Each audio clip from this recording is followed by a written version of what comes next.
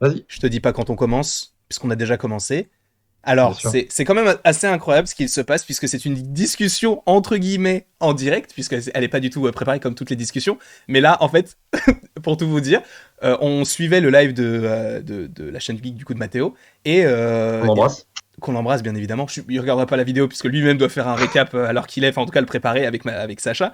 Mais du coup, on était en train de suivre les actualités.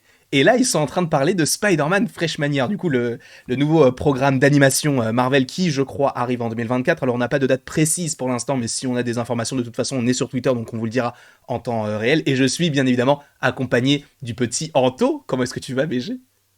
Je sais pas ce que je fous là, ça s'est fait en 2-2. Ah oui. Pour la première fois de ma vie, je suis dans une vidéo de 8 minutes de Landry. Ah Voilà. oui, une vidéo de 8 Euh, minutes, la double Ah monétisation. Oh oui, oui, oh ah oui. oui. Non, mais en vrai, pour Bah tout vous merci dire, d'être là, merci de m'avoir invité, je veux dire. Merci, je suis content bah d'être là. mec, Voilà. mais Merci. surtout, c'est vrai, Très honoré. ça s'est décidé comme ça, parce que du coup, on était en train de regarder le truc, et je lui dis, mec, Oui. viens, on fait une vidéo. Et juste, on parle tous les deux, parce que on a des avis totalement qui divergent, il est vrai, et on va revenir du coup sur Oui. les différentes actualités. Du coup, si vous ne voulez rien savoir sur D'accord. Spider-Man Freshman Year, ne regardez pas la suite de cette vidéo, sachant que je suppose qu'il y aura supposément pas de trailer, puisque c'est trop tôt, puisque le projet sort en 2024. Mm.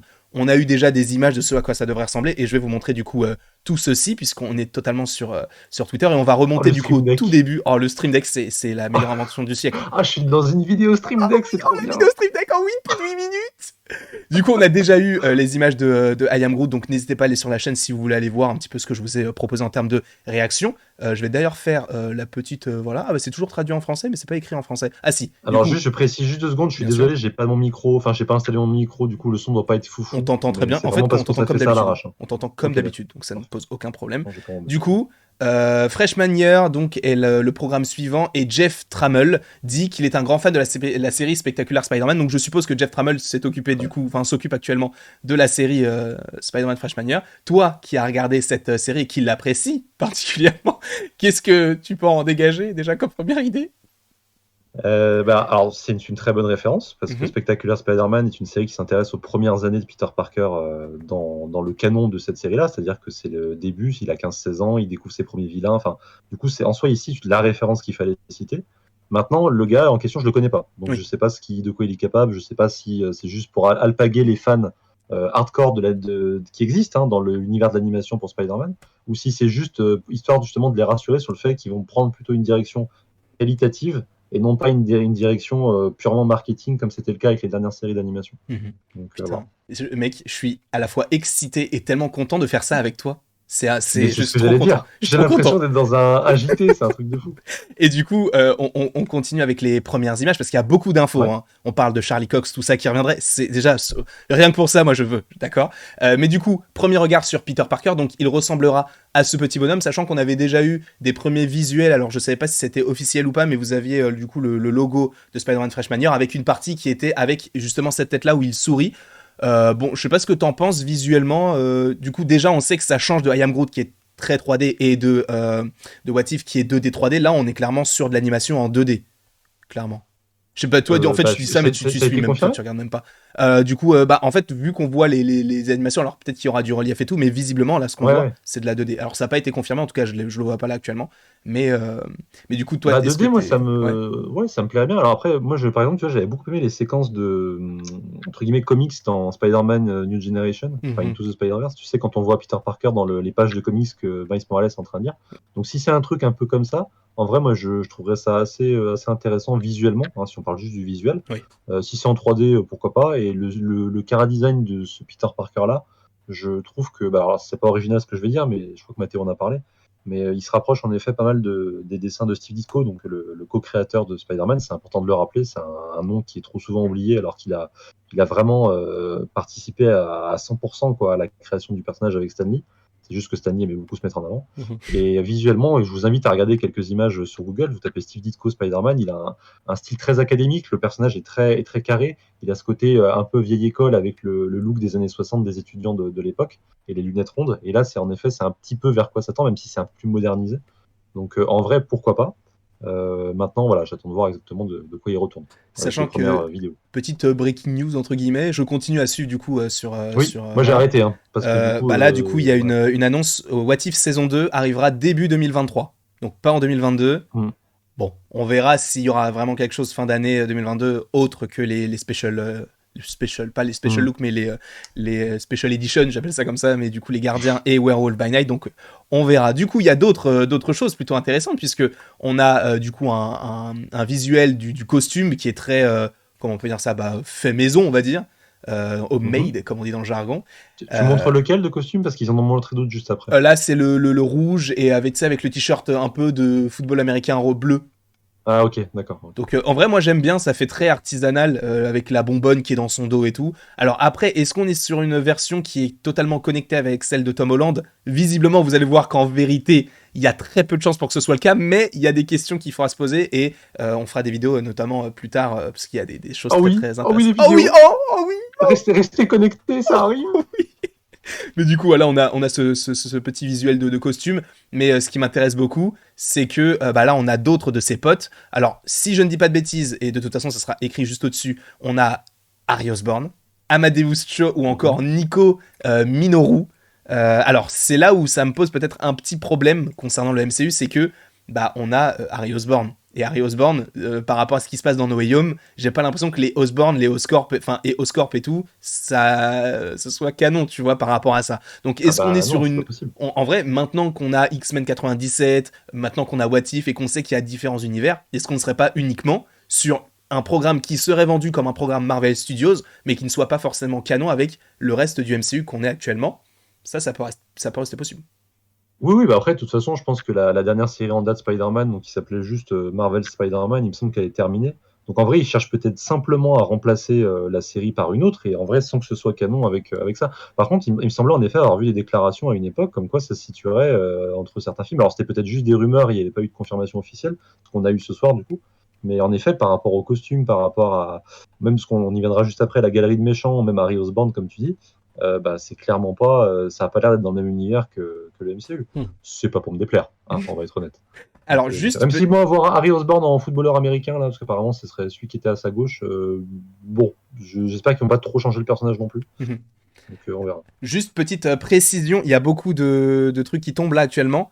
Oui, Juste, je les lis. Je sais pas si toi t'es au courant de tout ça, mais non, on en parlera un petit peu après. Juste très pour bien. te teaser la chose, Marvel Zombies, c'est dans le même univers que What If. Donc on est Oui, soit sur c'était une suite, soit prévisible. sur ce qui se passe avant. Mais il y a Ok. beaucoup de choses qui tombent là actuellement. Donc on en fera en vrai si t'es toujours chaud pour faire Ah, mais moi, ça. je reste avec toi, frérot. Je Parfait. reste avec toi. Je suis trop content d'être là. Mais du coup, sur cette vidéo-là, on reste sur Spider-Man Freshman Year, mais après, Oui. on parlera peut-être plus de What If et de Marvel Zombies, peut-être combiné si Cool, jamais ça cool. fait vraiment partie du même univers, comme ça on fait pas trop de vidéos. Je Et t'aime. pareillement, Désolé. Tu couperas pas au montage. de toute façon, je peux pas la couper puisqu'on est sur une vidéo Stream Deck. Par Ah contre, non, en ça. plus, ah oui. Ah, ben bien sûr, Vas-y, attends. Alors, vas-y, il y a vas-y. les deux dernières annonces concernant Oui, Spider-Man Freshman Year.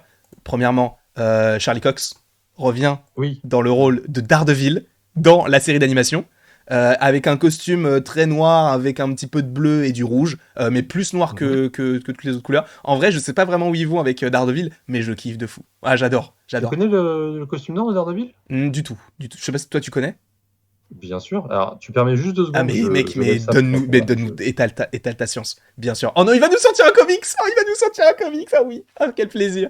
Mais du coup, juste pour vous dire, après on vous montrera les méchants et on coupera la vidéo pour vous Hop proposer là. du coup divers contenus. Mais je t'en prie, montre-nous du coup le comics dans lequel il apparaît. Ok. Donc oh Voilà. il est Donc ça, stylé c'est en le vrai. costume, c'est ça, c'est son nouveau costume en fait. Donc c'est en 2015. Mhm. C'est à l'époque où il avait un sidekick qui s'appelait Blind Spot. C'était un peu son Robin en quelque sorte. Et il avait changé de costume parce que il venait tout juste de récupérer son identité secrète. Il était rentré de San Francisco et du coup il avait fait un relooking intégral. Et ce costume, je le trouve vraiment magnifique. Maintenant, à voir s'il aura une importance particulière, parce que s'ils ont choisi ce costume, c'est qu'il y a probablement une raison qu'ils Hmm. ne prennent pas le rouge classique.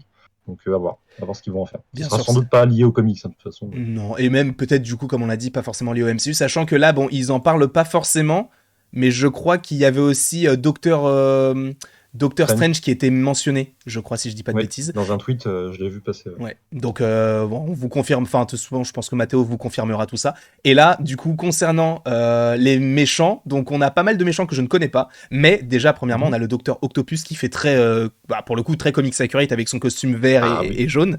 très bien. On aurait donc le Rhino, le Scorpion, Speed Demon, Mhm. et ou encore Tarantula, qui seraient donc les méchants. Alors, vu qu'il y a beaucoup de méchants, je sais pas où est-ce qu'on se dirige, sachant qu'on sait également qu'il y a donc Harry Osborn, mais qu'il devrait aussi y avoir Norman Osborn. Mais vu qu'on te mentionne uniquement Norman Osborn, en vérité, je ne pense pas qu'on irait tout de suite sur le bouffon vert et qu'ils attendront. Mais Non, je pense pas. visiblement, vu la ribambelle de méchants qu'on a là, le Docteur Octopus, etc., par rapport au MCU et No Way Home, tout ça, j'ai pas l'impression vraiment que ce soit canon. Mais moi, je trouve ça très intéressant d'explorer un petit peu le lore de Spider-Man version MCU et d'avoir une autre vision de la chose. Toi, du coup, les méchants, tout ça, qu'est-ce que t'en penses? Non, mais moi, encore une fois, l'une de mes adaptations préférées, c'est Spectacular Spider-Man. Je le redis, je trouve que le Doc Ock de Spectacular est absolument exceptionnel. Et celui-là, visuellement, il me plaît bien parce qu'il y a ce côté, comme tu disais, accurate, la blouse blanche, le code couleur rouge et jaune qui colle au personnage dans les comics. Donc moi, je suis pour. Après, les autres méchants à voir. Tarantule, si je dis pas de bêtises, ça doit être sa première apparition en animation, je crois, parce que je crois pas l'avoir vu dans d'autres séries. Après, j'ai pas tout vu d'Ultimate Spider-Man, donc je sais pas. Mhm. Tarantule, c'est un méchant qui a été créé dans les années 70, dans la deuxième série qui s'appelait Spectacular Spider-Man, donc dans les comics, ça n'a rien à voir avec l'animé. Et c'était un méchant qui inaugurait un peu la série, justement. Il y avait Kraven aussi qui était de retour à ce moment-là. Et Tarantule, c'est en gros, c'est une espèce de mec très baraque, très agile et tout. Enfin, alors, je sais plus trop son origin story parce que ça remonte à loin. Il avait fait quelques apparitions, il s'était transformé en araignée, en tarentule du coup, en vrai tarentule pendant un épisode avec Madame Web d'ailleurs. Ok. Enfin voilà, il y avait des bails un peu comme ça dans les années 70-80. Après, il y a donc Rhino, Rhino vous connaissez. T'avais dit qui encore? La licorne aussi. La Je crois. licorne. Alors la licorne, je connaissais pas le perso, pour être tout à fait honnête. Je suis allé voir, apparemment c'est un ennemi d'Iron Man, parce que c'est un méchant qui est apparu dans Tales of Suspense, qui était la série d'Iron Man, enfin la série dans laquelle est né Iron Man dans les années 60. Et apparemment il est lié à Ivan Vanko, enfin Anton ok. Vanko, Donc du coup, et Whiplash. du coup le père voilà. Alors dans le MCU c'était le père de Whiplash, ouais. Et parce que si je dis pas de bêtises, Anton Vanko c'est Crimson Dynamo, c'est un méchant d'Iron Man. Donc voilà, apparemment ils vont piocher du côté des méchants des autres super-héros Marvel et des méchants de Spider-Man. Donc ils vont reprendre un peu la dynamique, je pense, d'Ultimate Spider-Man, une série qui est chère à ton cœur. Mhm. Donc à voir, à voir. Donc voilà, c'était les principales informations que l'on avait concernant. J'essaie de faire court, Ah hein. non, mais J'ai pas trop c'est l'habitude. génial. En vrai, on pourra en faire une discussion énorme de toute la. Et on Mais n'en mec, fera pas, on n'a pas le temps. on n'a pas le temps. Là, on n'a pas le temps parce que de toute façon, ça fait déjà 12 minutes qu'on en parle, donc on Oh va non. couper la vidéo. Sachant que en vrai, nous, on va enchaîner si t'es chaud pour parler Oui, de. Mais je suis du coup, ne regarde pas les annonces, je vais tout te dire Non. au fur et à mesure. Comme ça, tu découvres Ok. en même temps. Ok, ça te Ok. va? Parfait. Voilà, ça marche. Du coup, on vous fait des petits bisous et on se retrouve dans quelques minutes, quelques instants. Voilà. La bise.